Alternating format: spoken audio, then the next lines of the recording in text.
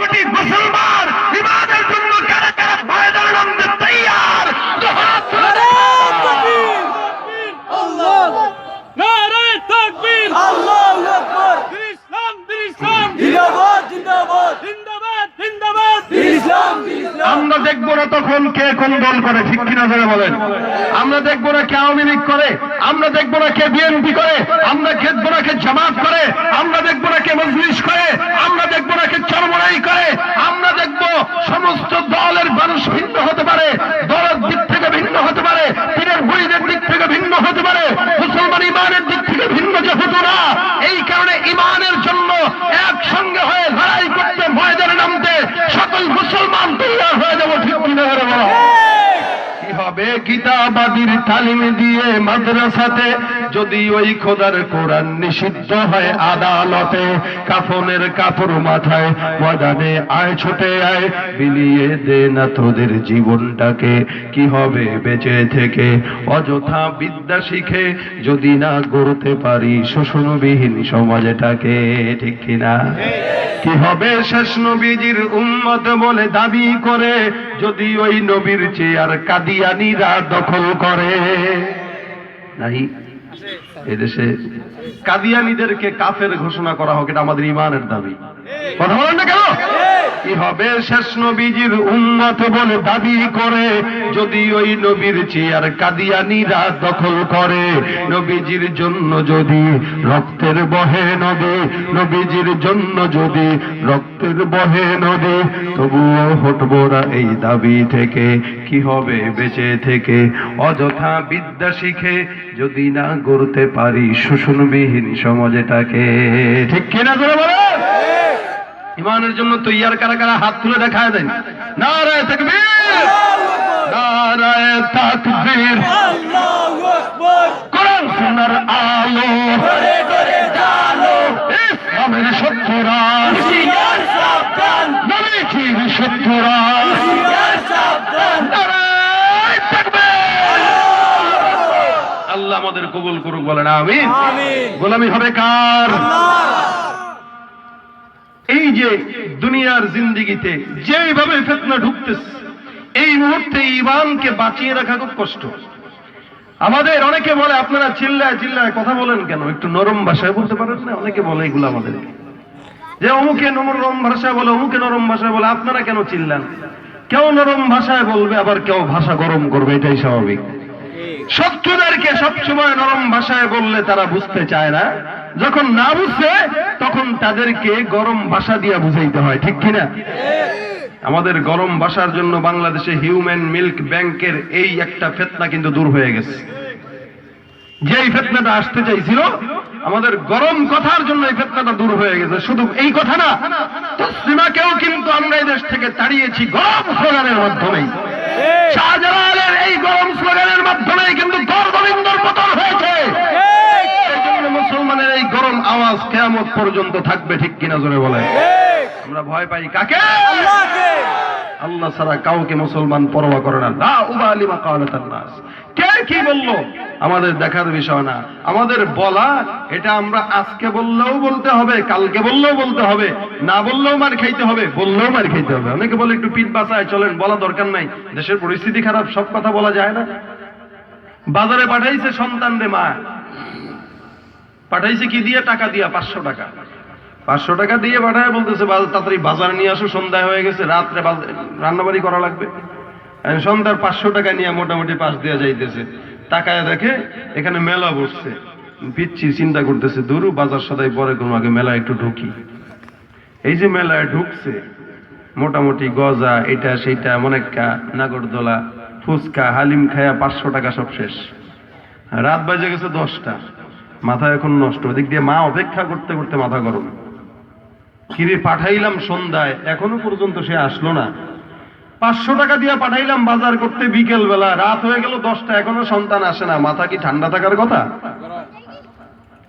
সন্তানের কোনো মতে রাত্রেবেলা গেছে বাসায়, 10টার দিকে এবার দরজায় টোকা দিতেছে। আস্তে টোকা দেয়, জোরে টোকা দিতেও ভয় লাগতেছে, কারণ কি জানি করে মায়। টোকা আস্তে দিতেছে, মা কিছুক্ষণ পর কে কে, কোনো কথা বলে না। আবার কিছুক্ষণ পরে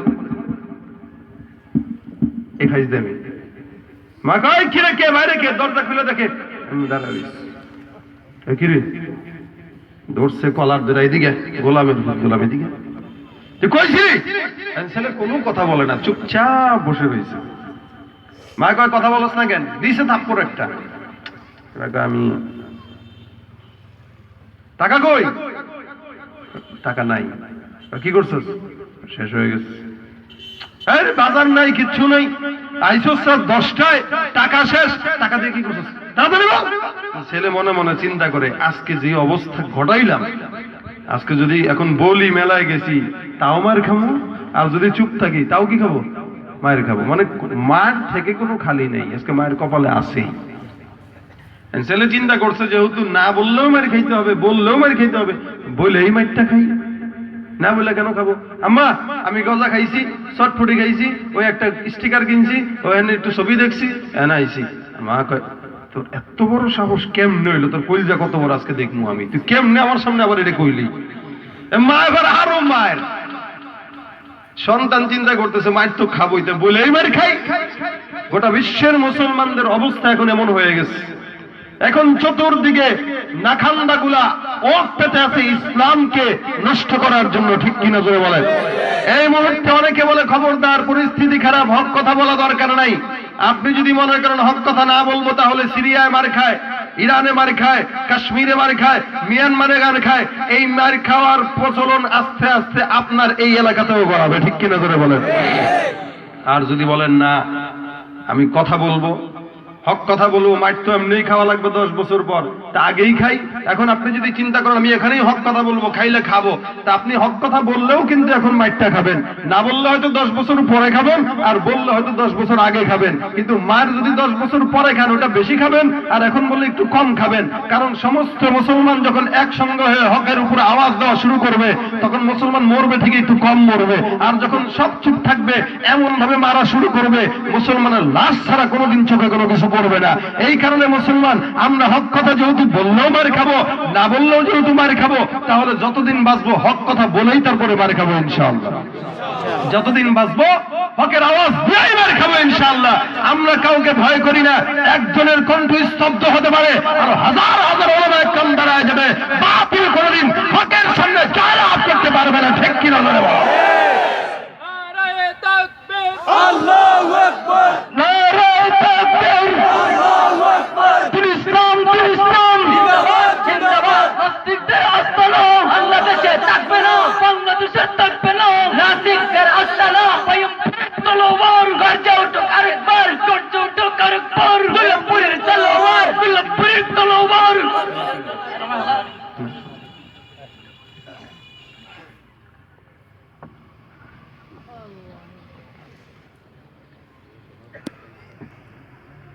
বেওমর ইবনে খাত্তাব ও আবু জাহল ইবনে হিশাম আল্লাহ তুমি দুই ওমরের এক ওমরকে ইসলামের জন্য কবুল করো একটা হইল ওমর আরেকটা হইল আবু জাহেল আল্লাহ কয় আবু জাহেল দেখলেই রাগ উঠে ওমর দেখলেই মহব্বত লাগে ওমরকে মহব্বত লাগছে আল্লাহর আল্লাহ পাক বলে ওমর যদিও পয়গম্বরের মাথা কাটার জন্য গেছে কিন্তু আমি আল্লাহ পাক রব্বুল আলামিন ওমরকে কবুল করে ইসলামের ছায়াতলে আশ্রয় দিয়ে দিলাম কেন এটা কেন বলে আল্লাহ পাক রব্বুল আলামিন ওমরকে মহব্বত করেছেন আল্লাহ পাক রব্বুল আলামিন ওমরকে পছন্দ করেছেন আল্লাহ পাক রব্বুল আলামিন ওমরের সঙ্গে মহব্বত রাখার কারণে আল্লাহ মহব্বত করার কারণে ভালোবাসার কারণে ওমর যদিও পয়গম্বরের মাথা কাটার জন্য যায় কিন্তু আল্লাহ পাক বলে আমি ওমরকে মাথা কাটার জন্য আসছি কিন্তু আমি ওমরের মাথা ইসলামের তরবারি দিয়ে কাইটা দিলাম এ নবীর উম্মত এই কারণে আল্লাহর মহব্বত ছাড়া বান্দা এক পাও আগাইতে পারে না আল্লাহকে ডাকতে গেলে আল্লাহর পছন্দের দরকার আল্লাহর নামাজ আদায় করার জন্য আল্লাহর ভালোবাসা দরকার সব মানুষ হাজার হাজার মানুষ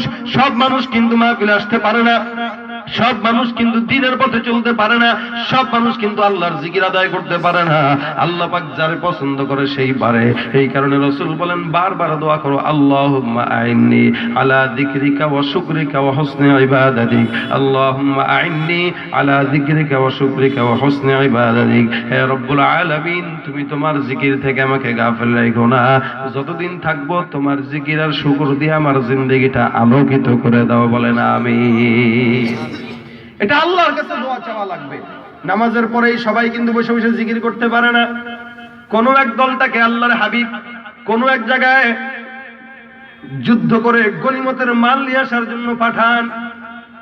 সাহাবা একরাম সবচেয়ে বেশি তাড়াতাড়ি ওই জায়গায় যুদ্ধ করে গনিমতের মাল নিয়ে আসছে। কিছু সাহাবা একরাম মসজিদে বসে বসে জিকির আদায় করছে। তারা রাসূলকে ডাক দিয়া বলে, হুজুর, এর আগে আমরা এত তাড়াতাড়ি গনিমতের মাল আনতে কাউরে দেখি নাই।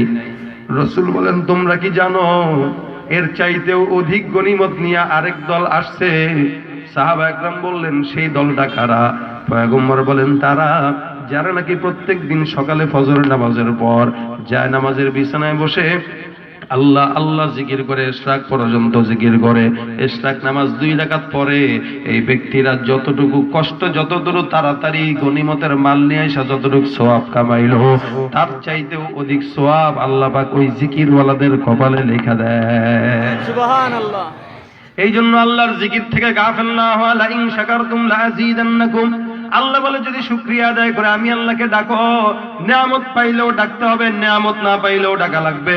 মুসিবতের ভিতরে থাকলেও আলহামদুলিল্লাহ, শুকরিয়ার ভিতরে থাকলেও আলহামদুলিল্লাহ, বান্দা খাইলেও আলহামদুলিল্লাহ, বান্দা না খাইলেও আলহামদুলিল্লাহ। প্রত্যেকটা অবস্থায় যদি বান্দা শুকরিয়া আদায় করে আলহামদুলিল্লাহ বলে, আল্লাহ বলে, বান্দা যদিও দুনিয়ার জিন্দেগিতে তুমি কষ্টে থাকো, এই দুনিয়ার জিন্দেগিতে কষ্টে থাকার পরেও আমি আল্লাহ তোমাকে জান্নাতের ভিতরে সারা জিন্দেগি আরাম দিয়া দিব। দুনিয়ার আরামের চাইতে জান্নাতের আরাম বেশি জরুরি আমাদের। আল্লাহ পাক এখানে যেন আমাদেরকে কষ্ট দিল, ওখানে যেন আমাদেরকে আরামে রেখে দেয়। বলেন আমিন। কি জান্নাত পাইতে মন চায় না আপনাদের? আল্লাহ আমাদের সকলকে জান্নাত নসিব করে। বলেন আমিন। জান্নাত চির সুখেরই ঘর, জান্নাত চির সুখেরই ঘর, ওগো জানতে যদি তুমি,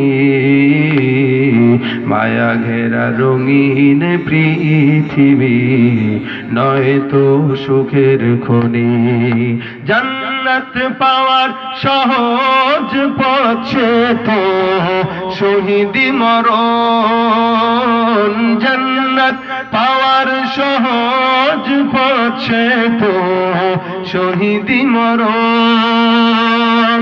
শহীদ হলে খোদার রাহে, শহীদ হলে খোদার রাহে, তবে জান্নাত পাবে তুমি, মায়া ঘেরা রঙিন পৃথিবী নয় তো সুখের খনি। জান্নাতে পাবে তুমি মহান প্রভু আল্লাহর দিদার, জান্নাতে আরো পাবে তুমি নাজ নিয়ামত পার, জান্নাতে পাবে তুমি হুর গিলমান যা চাবে, জান্নাতের সব নিয়ামত তোমায় স্বাগতম জানাবে। শর্ত একটাই, তোমাকে দিতে হবে কুরবানি, শর্ত একটাই, তোমাকে দিতে হবে কুরবানি।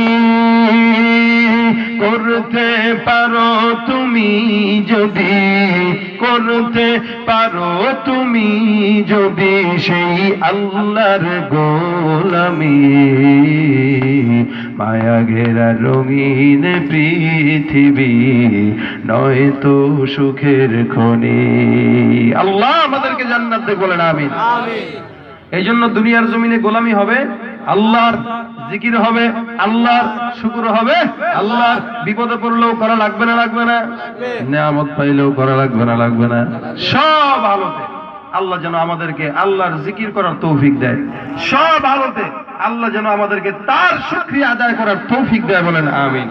আপনাদের এই মাহফিলটা কষ্ট করে আয়োজন করেছে যুবক ভাইরা। এই দিন বেলা থেকে শুরু হয়ে গেছে, রাত পর্যন্ত চলবে ইনশাআল্লাহ। পর্যায়ক্রমে এক একজন ওলামা একরাম, এক একজন অতিথি আস্তে আস্তে আসবে, গুরুত্বপূর্ণ আলোচনাগুলো আপনাদের কাছে শোনা যাবে, পেশ করা যাবে ইনশাআল্লাহ। শুধু আমি আসছি বিদায় আসছেন, আবার চলে যাবেন, আবার যাকে পছন্দ হয় তারও আর শোনার জন্য আসবেন, বিষয়টা এমন না হয়। কোরআনের মহাব্বত যেই বলুক না কেন, যেই মুখ দিয়েই বের হোক না কেন, ওটাই দামি। জি কি বলি, ঠিক না? ওটাই দামি। এই কারণে দামি জিনিস যেই বলুক, কে বলতেছে দেখার বিষয় না, কি বলতেছে দিয়ে বেরোবে, ওটাই দামি জিনিস। কি বলেন, ঠিক না? এজন্য আমরা সবাই যেই বলুক না কেন আমরা শুনবো সবাই ইনশাআল্লাহ। আল্লাহ আমাদেরকে আমল করার তৌফিক দেখ, বলেন আমিন। আখিরু দাওয়ানা আলহামদুলিল্লাহি রাব্বিল আলামিন। আসসালামু আলাইকুম ওয়া রাহমাতুল্লাহ।